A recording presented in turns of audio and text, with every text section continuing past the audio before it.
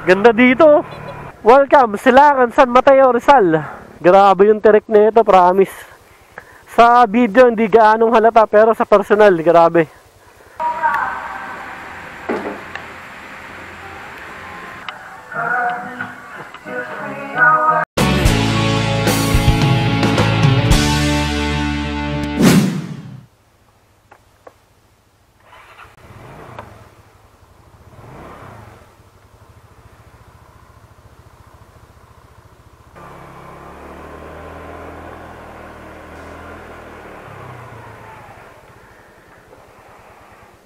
What's up guys, J Travel. Nahiram natin yung motor natin ngayon. Namiss ko to. Matagal-tagal din tayo hindi nakapag-motor eh. Itong mga nakaraang araw, naghahanap ako sa maps ng malapit lang dito sa Metro Manila na pwede nating puntahan at food tripan. Siyempre, mahilig ako sa mga merong overview na tanawin eh. Kaya ito, meron na akong nahanap. Pupunta tayo ngayon ng San Mateo, Rizal. At yung pangalan ng pupudripan natin ngayon doon sa Amazing Grace. Mag-isa lang ako ngayon, kaya tara, samahan nyo ako sa ride ko na to. Let's go!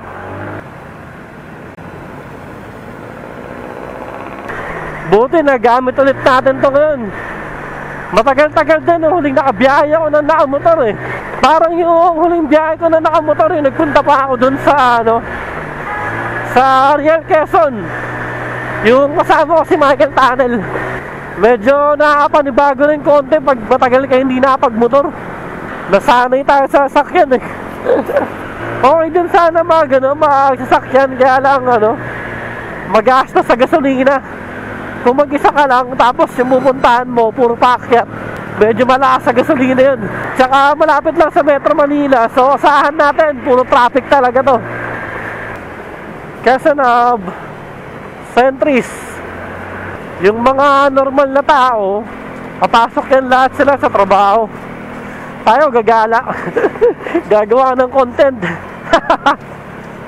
Andito na tayo sa Quezon City Circle. Kapag itong pupuntahan natin, itong Amazing Grace, na research nyo, ang ituturong daanan sa inyo dun pa sa sa Batasan, dyan sa Sandigan Bayan. Pero ako kasi dito yung trip ko daanan. Meron ding daanan dito. Yung simoy ng Kalikasan, na-miss ko to. Katipunan Avenue. U-turn lang tayo dito guys. Itong Mio kahit walang maintenance, palag pa rin. MWSS, Regulatory Office. Tapos ito, dito kumana na tayo. Hindi ko maalala kung nakadaan na ako dati dito eh. Pero malamang nadaanan ko na rin to dati. Parang masarap mag-bike dito ah. Tutumana. Malalim tong paubaan na to dito ah. Ano yan, hamog? Hamog o alikabok? Hamog ba to? Oo, may nagsusunog. Parang may nagsusunog. Lalim mo.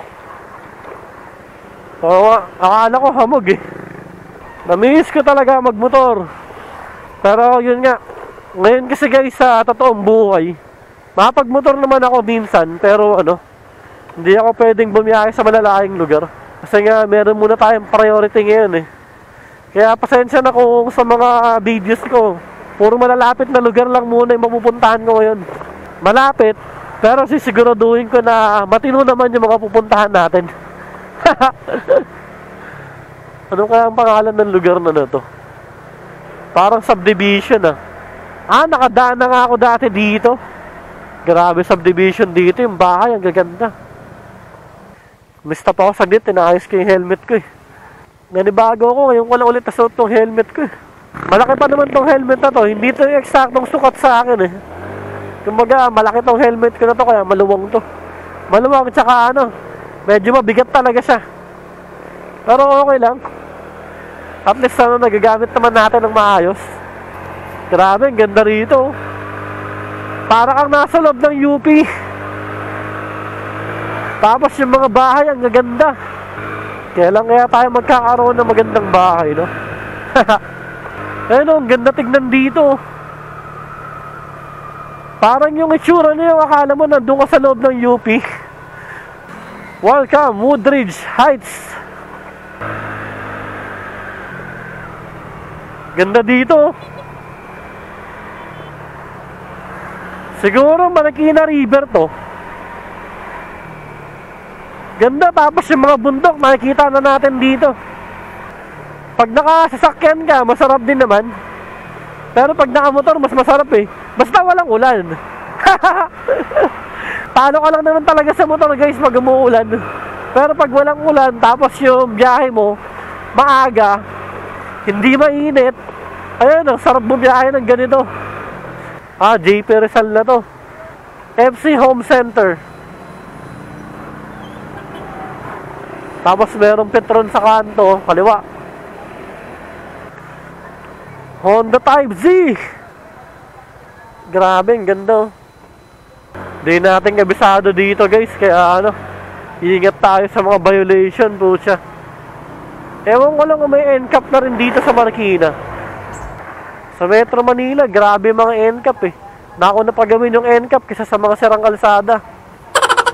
Noong last 2017 guys, 2017 o 2018, nag-shooting kami dito sa sa Marikina. Hindi ko lang maalala kung saan banda dito eh.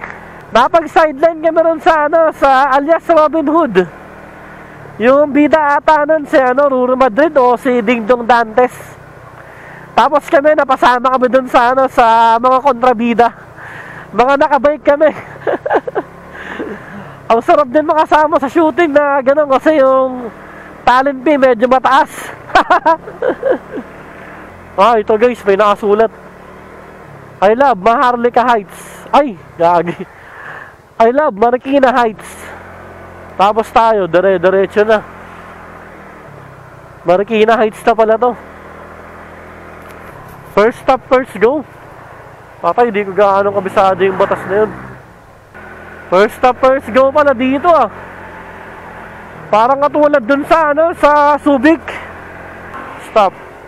Didiretso ako. Nauna ako, may stop eh. Yung mga nandito, dire-diretso lang din naman. Nakakaramdam na ako ng gutom ah. Sa bagay, dun tayo mag-breakfast na ito sa pupuntahan natin eh. First stop. Ba't sila? Di naman sila humihinto. Dire-diretso lang tayo. Eto guys, kanan na tayo. Azucena. Kakahanap ko kasi guys sa Google Maps na malapit sa Metro Manila na masarap puntahan. Eto, naisip ko na puntahan na nga lang tong Amazing Grace na to. Total, nirecommend na sa atin to ng tropa natin dati pa. Sa Jonathan Ipares. Shoutout sa'yo pre, Jonathan Ipares. Sana sa susunod magkakasama na ulit tayo sa ride nila Michael Tunnel.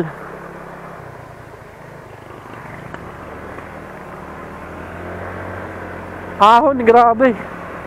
Itong pupuntahan kasi natin ngayon guys na lugar, ito dito sa lugar na to, parang to spot talaga to ng mga nakabike. Yan, grabe yung taas oh. Welcome, Silangan San Mateo Rizal. Silangan San Mateo Rizal ang pangalan ng lugar.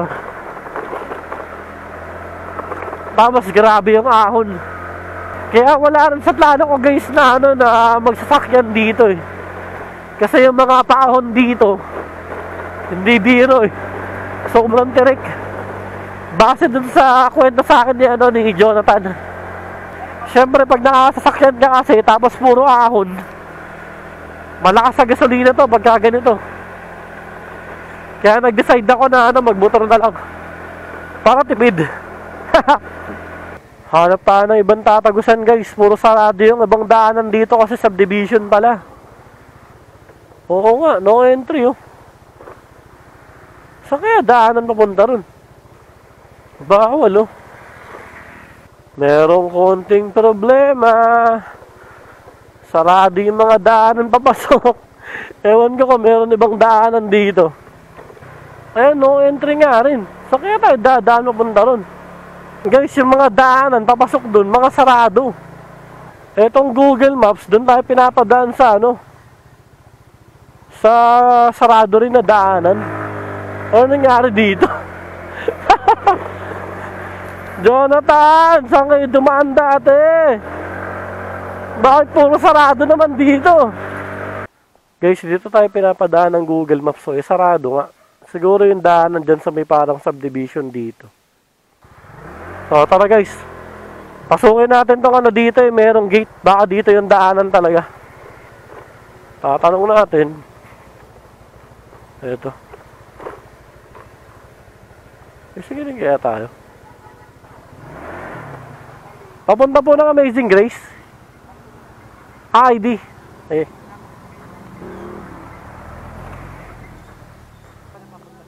The first time ko po. Ito. Thank you. So, ito guys, dito nga yung daanan. Motor Vehicle Gate Pass. Kumbaga, mag-iwan pala talaga tayo ng ID natin. Ito guys, dito nga yung daanan sa ano, yung subdivision nga na to. Tapos yun nga, kailangan lang mag-iwan ka ng ID. Dire-diretso lang.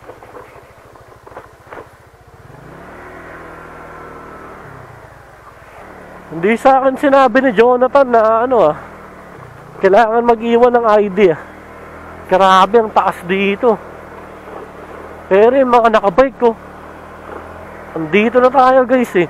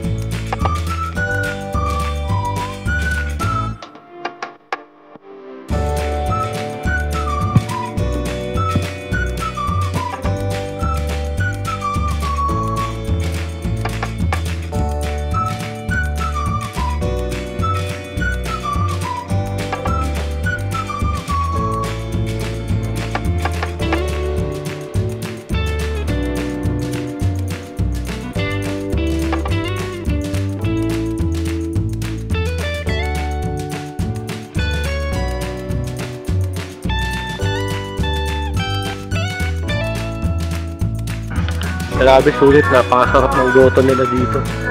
Buti pala nagpunta ako. Salamat sa tropa natin na nag-recommend dito, si Jonathan Letales. Grabe sarap pala dito kumain.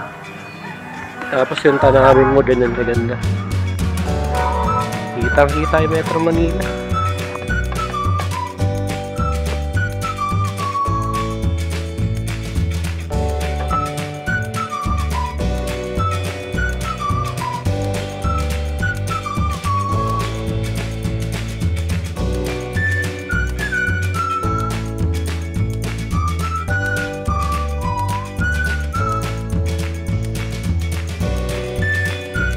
Ate, salamat pa.